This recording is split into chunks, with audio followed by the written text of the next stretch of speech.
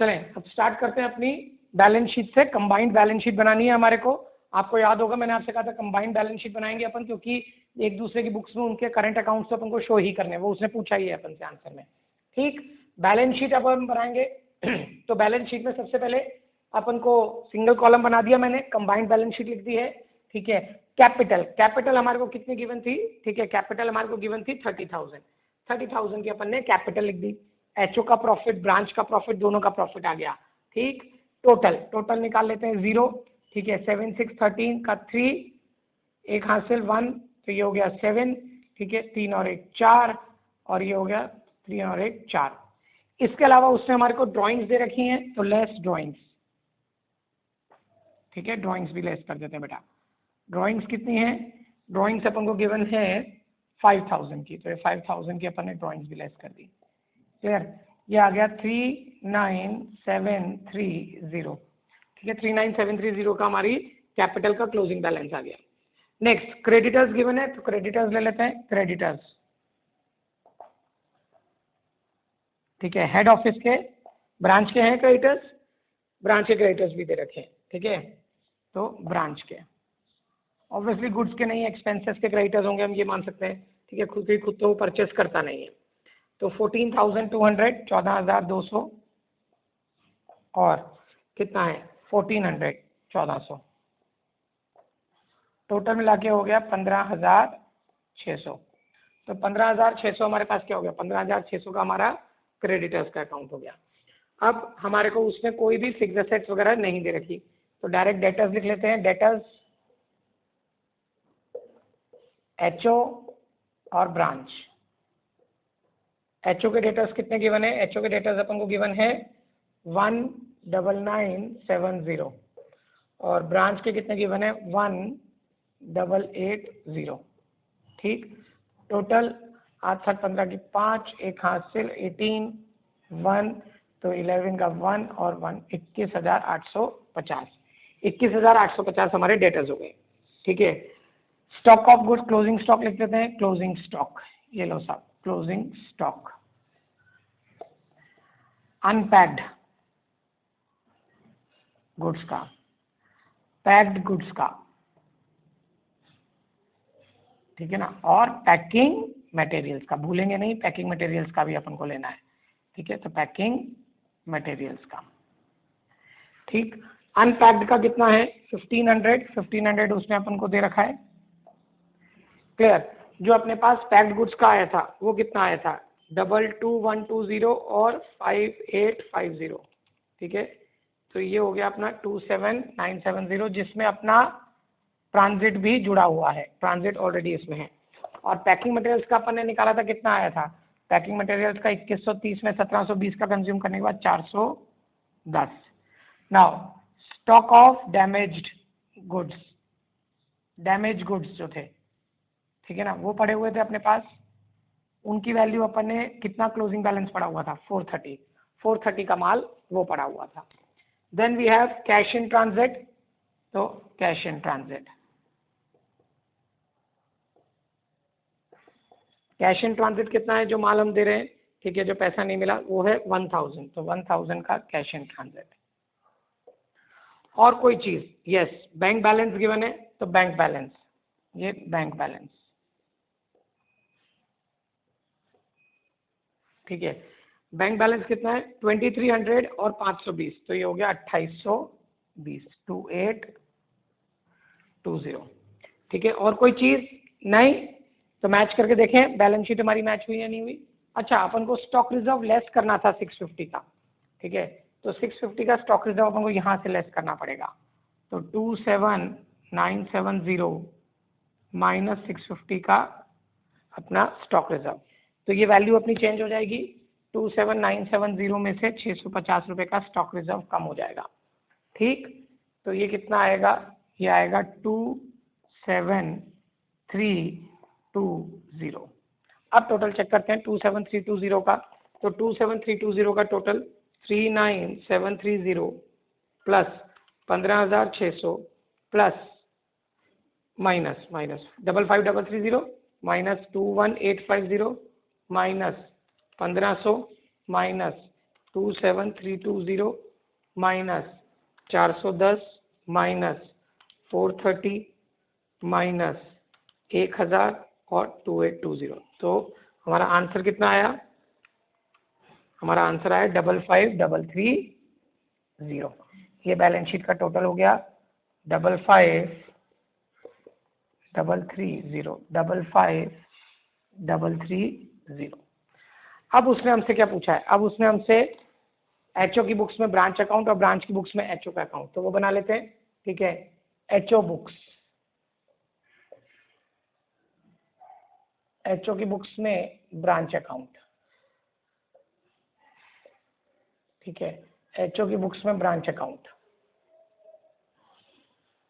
तो एचओ की बुक्स में ब्रांच अकाउंट अपन को दे रखा है। Okay, current account 6900 debit balance, तो to balance BD, to balance BD 6900।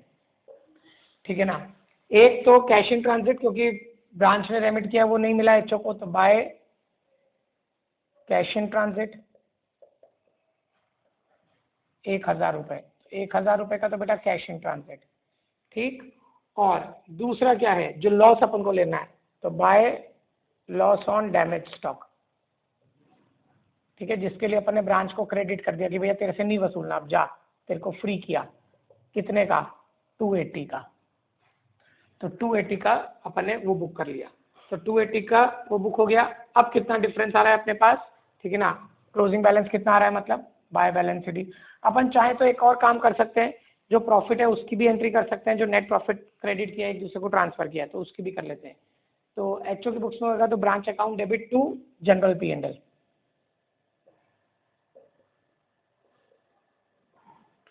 incorporation of branch net profit।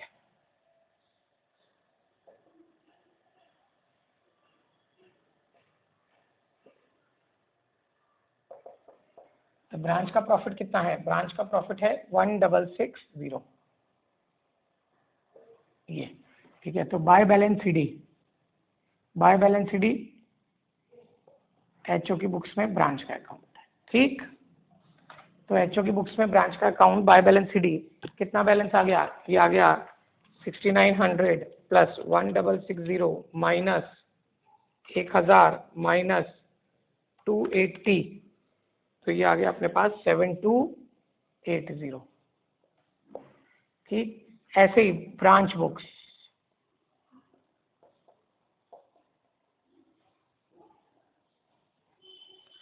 Branch की बुक्स में एचओ अकाउंट,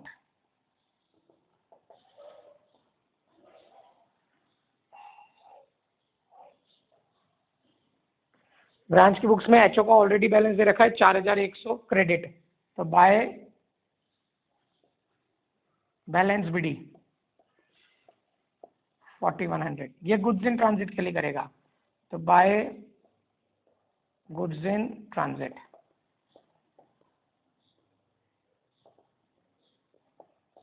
1800 कमा। ठीक है, और 280 के लिए क्या करेगा? 280 के लिए लॉस ट्रांसफर किया था, loss on damage stock account था, उसमें अपन लिखा था बाय एचओ, तो यहाँ पे क्या आ गया? To loss on damage stock. Branch की बुक्स में बनाया था ना अपने को अकाउंट वर्किंग नोट में, तो वो कितना आया था? 280। और एचओ अकाउंट और क्रेडिट करते हैं हम किससे? ब्रांच अपने प्रॉफिट से अपने कैपिटल में ले जाता है, क्योंकि रिप्रेजेंट करता है एचओ अकाउंट कैपिटल, तो कैपिटल में लेके जाएगा, तो बाय नेट प्रॉफिट। ठीक है, वो कितना? 1660, तो टू बैलेंस सीडी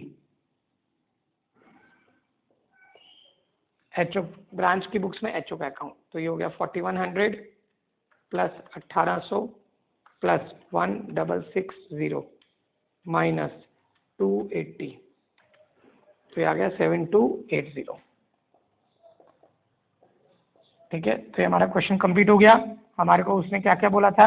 उसने बोला था बैलेंस शीट बनाइएगा, तो हमने बैलेंस शीट बना दी। उसने बोला था हमारे को क्या बनाना?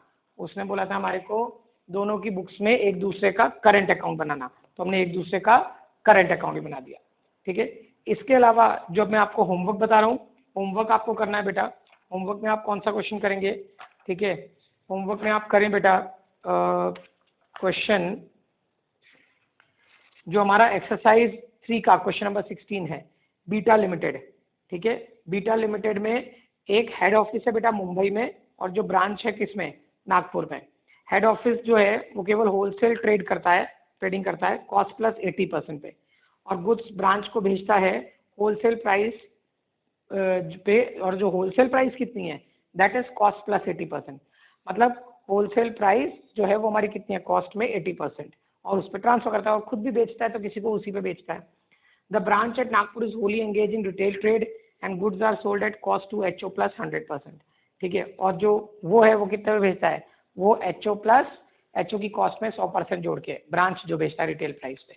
तो इसका मतलब एचओ की कॉस्ट कितनी हो गई, एचओ की कॉस्ट हो गई 100, एचओ इनवॉइस करता है या होलसेल प्राइस कितनी हो गई 180, और जो हमारी ब्रांच है, ब्रांच की रिटेल प्राइस कितनी हो गई 200, ठीक है ना। तो एचओ की कॉस्ट 100, एचओ के द्वारा बेची जाने वाली प्राइस जैसे होलसेल प्राइस जिस पर ब्रांच को भी बेचता है, दैट इज 100 प्लस 80% मतलब 180, और जो ब्रांच के द्वारा रिटेल प्राइस जिस पे सेल किया जाता है वो है 100 plus 100%, that is 200। Clear. Following details are furnished, आपको और दे रखी है, ओपनिंग स्टॉक दे रखा है हेड ऑफिस का, परचेजेस हैं goods sent to branch cost to HO plus 80% पे, sales office expenses, selling expenses, staff salary. You are required to prepare trading and P&L account of the head office and the branch for the year ended 31 मार्च 2007। बहुत simple है, आपको क्या करना है, head office और branch का क्या बनाना है, ट्रेडिंग एंड P&L अकाउंट बनाना है, और उनका प्रॉफिट निकालना है। तो योर नेक्स्ट क्वेश्चन होमवर्क में जो रहेगा वो रहेगा आपका एक्सरसाइज 3 का क्वेश्चन नंबर 16। तो एक्सरसाइज 3 का क्वेश्चन नंबर 16, ठीक है। छोटा सा क्वेश्चन है, मेरे ख्याल से होमवर्क थोड़ा सा और बढ़ाना चाहिए, ठीक है। और क्वेश्चन कहीं से ढूंढें कोई जो अपने रिमेनिंग बच रहे हों, ठीक है। यस, एक क्वेश्चन आप जो कर सकते हैं दैट इज एक्सरसाइज 2 का क्वेश्चन नंबर 14, ठीक है। तो मैं यहाँ पे लिख देता हूँ, एक्सरसाइज 2 का तो आपको करना है होमवर्क में क्वेश्चन नंबर 14, और एक्सरसाइज 3 का जो करना है वो करना है शायद क्वेश्चन नंबर 16, मैं वापस भूल गया, ठीक है। क्वेश्चन नंबर जो एक्सरसाइज 3 का था अपना वो कौन सा था, हाँ 16, ठीक है। तो 14 और 16 ये आपको करने, 14 वाला भी समझा देता हूँ आपको, सारी चीज़ें दे रखी हैं, ठीक है। एचओ का भी आपको डेबिट और क्रेडिट दे रखे हैं, बैलेंसेस ट्रायल बैलेंस नहीं है, जो जो रिक्वायर्ड अकाउंट्स हैं बस उनके बैलेंसेस गिवन है, एचओ के और ब्रांच के। ब्रांच सारा माल किससे लेता है, एचओ से, जो उसको 25% प्रॉफिट ओवर कॉस्ट पे जोड़ के इनवॉइस प्राइस पे दिया जाता है। एचओ जो है ने सेंट बिल किया ब्रांच को 95,000 का, इसका मतलब 95,000 का माल एचओ ने ब्रांच को भेजा। हेड ऑफिस ने क्रेडिट किया उसका sales account with the invoice price of the goods supplied by branch to branch, sorry. Stock of goods at HO दे रखा है ओपनिंग का, ठीक है, एंड ब्रांच में दे रखा है। Head office has build the branch for 12,000 on 31 December 2002 representing the branch share of expenses incurred by HO, ठीक है। बिल्ड मतलब एचओ तो इसकी बिलिंग कर चुका है, एचओ तो ब्रांच को डेबिट कर चुका है। The said expense have not been recorded in the books of branch में रिकॉर्डिंग नहीं है, एचओ इन एक्सपेंसेस को इनकर्ड करने के बाद ब्रांच को डेबिट करके एक्सपेंसेस ट्रांसफर कर चुका है, ब्रांच ने नहीं की है एंट्री। कैश कलेक्शंस दे रखे हैं आपको, डिपॉजिट किया है ब्रांच ने और रिसिप्ट हुआ बाद में। तो देखो आखिरी दो एक तरह से कैश इन ट्रांजिट हो गई, क्योंकि वो 31/12/2002 तक ब्रांच के द्वारा जमा तो करा दिया गया बट एचओ के खाते में क्रेडिट नहीं हुआ, तो हम उसको कैश इन ट्रांजिट मानेंगे। एक्सपेंसेस जो ब्रांच के हैं आर मेड बाय एचओ, जिसके लिए अमाउंट भेजा जाता है। 3,000 रुपये जो हैं वो send to branch by HO, ठीक है, पर वो भी नहीं मिले, वो भी कैश इन ट्रांजिट। तो 3 कैश इन ट्रांजिट हो गए, एक तो ऊपर के वो जो 2 पैसे ब्रांच ने जमा कराए पर एचओ को नहीं मिले, मतलब एचओ के खाते में क्रेडिट नहीं होता, ब्रांच की तरफ से एचओ में कैश इन ट्रांजिट। और नीचे वाला एचओ ने पैसा भेजा है किसके लिए, एचओ ने पैसा भेजा है ब्रांच को, तो एचओ द्वारा ब्रांच को पैसा गया, वो भी ट्रांजिट, ठीक है, जो ब्रांच को नहीं मिला। बनाना क्या क्या है, reconciliation of HO account in branch books and branch account in HO books, इसमें तो कोई दिक्कत नहीं है। एक आपको बनाना है स्टेटमेंट ऑफ इनकम, बेटा ध्यान रखना उसने स्टेटमेंट ऑफ इनकम बोला है, क्या बोला है, स्टेटमेंट ऑफ इनकम, तो आप स्टेटमेंट ऑफ इनकम ही बनाएंगे, particulars HO column branch column, that's it, statement of income, ठीक है। सेल्स, दोनों की सेल्स अपनी अपनी की, less cost of goods sold या cost of goods received from HO, जो भी आपको लेना है, ठीक है। और एचओ के केस में एक स्टॉक रिजर्व और बनेगा, ठीक है, एचओ स्टॉक रिजर्व भी बनाएगा क्योंकि वो 25% ओवर कॉस्ट पे ट्रांसफर कर रहा है, तो एचओ स्टॉक रिजर्व बनाएगा।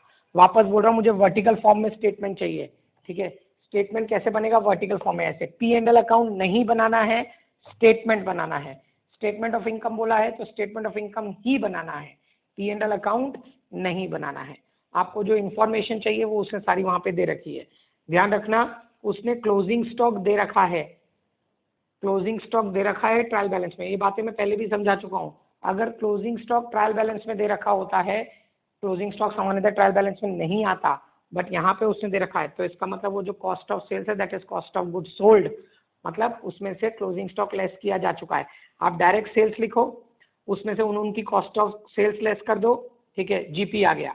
जीपी आने के बाद दोनों के एक्सपेंसेस लेस कर दो, एक्सपेंसेस लेस हो गए, जो एक्सपेंसेस ट्रांसफर्ड किए हैं ब्रांच की बुक्स में, जो ब्रांच ने रिकॉर्ड किए ब्रांच के एक्सपेंसेस, वो भी लेस कर दो, और अंत में स्टॉक रिजर्व एचओ में से लेस कर दो, आपके पास नेट प्रॉफिट आ जाएगा। क्लियरली सुनो मैं क्या बोल रहा हूँ। सेल्स दोनों की लिखना, दोनों का cost of good sold that is cost of sales जो गिवन है 220 और 93,000 वो लेस कर देना, जीपी आपके पास आ जाएगा। अदर एक्सपेंसेस लेस कर देना जो दे रखे हैं, उन एक्सपेंसेस में ब्रांच को जो एचओ ने उसके लिए 12,000 के खर्चे किए थे, जो एचओ तो कम कर चुका था पर ब्रांच ने नहीं बढ़ाए हैं, वो ब्रांच में और लेस कर देना एचओ वाले एक्सपेंसेस, ठीक है, जो एचओ ने उसके बिहाफ पे किए। क्लियर। और अंत में स्टॉक रिजर्व लेस हो जाएगा केवल एचओ के कॉलम में, एचओ के कॉलम में स्टॉक रिजर्व, फाइनली आपके पास नेट प्रॉफिट आ जाएगा। This will be the statement of income. Clear.